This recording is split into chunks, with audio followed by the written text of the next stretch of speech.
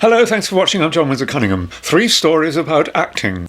When I was 16 years old, I got my first job as an actor, and I really didn't have a clue about acting. I lied about my age. I was tall, I looked okay, and I got this job in this theatre company in England, a sort of summer stock company, where you did a different play every week. And the standard wasn't very high, but I was almost just terrible. I didn't have a clue. It was before I went to RADA, and when I joined the company, the first thing I learned was that you had to be on time for the half, like in America, half an hour before the performance every night. You have to be there to get ready at the half. And I was told when I started off that there was one actor in the company, an old actor in the company, whom I shouldn't talk to. He was a bit of an idiot, and that he'd once been late for the half. And this was sort of said as though it was something, that shouldn't be on the internet. Really terrible, shocking. He was late for the half. And I thought, oh gosh, right. So I realised this was terribly important. You mustn't be late for the half. And I'd been working there for a few months, and you can't sack anyone in England. It's different to America. You can kill the director's mother, and they can't sack you. You can't be sacked. And you can't leave the company if you get a better job. It's a different union system. And so they had to put up with my terrible acting. But I'd learnt this one thing about being on time for the half. But I realised after being there for a few months that no one was even a second late for the half. It was like being late for your wedding or not going on stage when the cue for your entrance came. It was just a ridiculous idea. You had to be there for the half. And I realised that this old actor hadn't been late for the half, that it was a story they'd made up about him, behind his back, to make me dislike him, that they were making it up, that no one could be late for the half, that it was impossible. And I tell you this story because it turned me into a person who was just always rather madly on time. So that's that story. Now, the second story is about great acting. Great acting.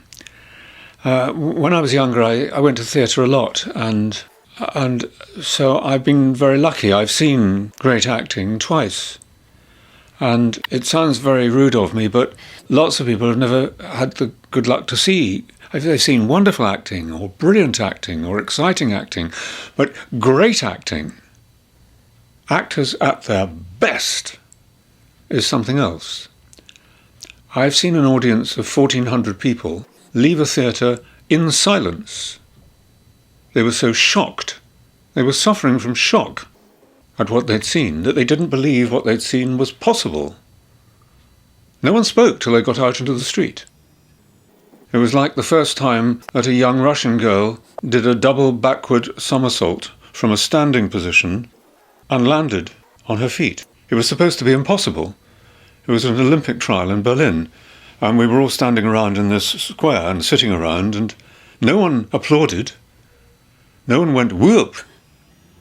No one smiled. It was as if some being from Mars had landed. We just stood there shocked because we didn't think it was supposed to be possible to jump up in the air, do a double backward somersault and land from a standing position. It was supposed to be impossible. And when people saw John Malkovich on the stage do Burn This in London, they would come back again and again to see it because they didn't believe it was possible for a man to be so strong on stage. They'd never seen it before, so strong.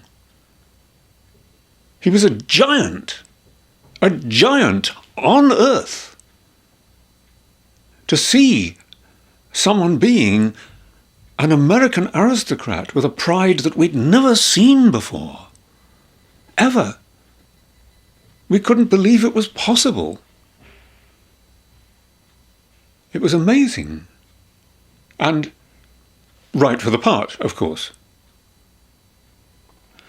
And when Gene Wilder, wonderful, wonderful, wonderful actor on film, Gene Wilder, but on the stage, when he did, Laughter on the 23rd Floor, a good play, but when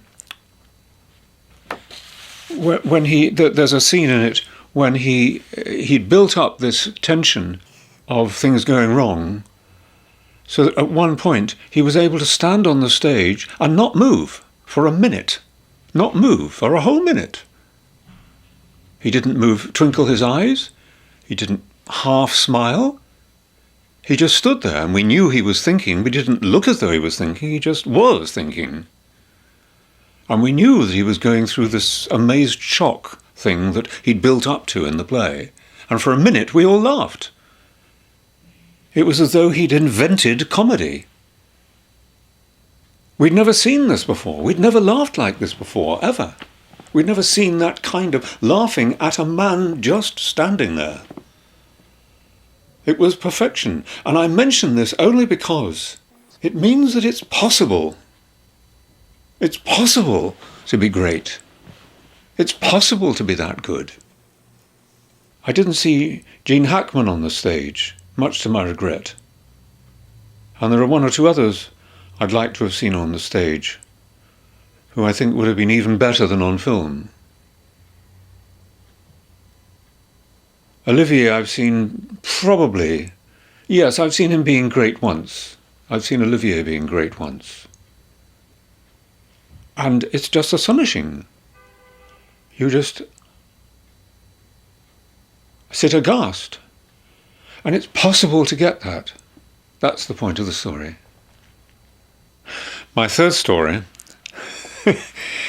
is about something I feel I've been doing wrong in my coaching. I've taken up quite a lot of time just explaining to people what subtext means, what is behind lines all the time.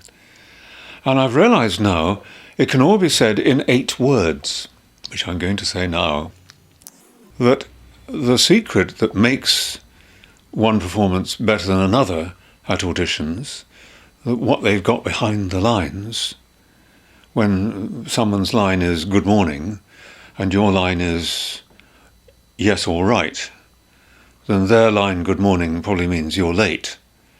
So they're going to say good morning. And your line yes, all right means I'm sorry, so you're going to say yes, all right. But this having to think about what the line means, really, can all be explained in 8 words. Much more simply, I now realise, if you can get it, if you understand these 8 words. When your mother says to you, do you like my hair? And you say, yeah, I think it's great. You don't think about the fact that you're telling her you love her and that she wants you to know if you love her. You just naturally react.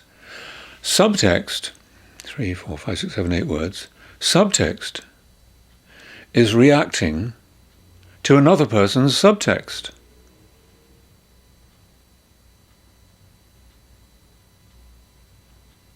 Thank you for watching.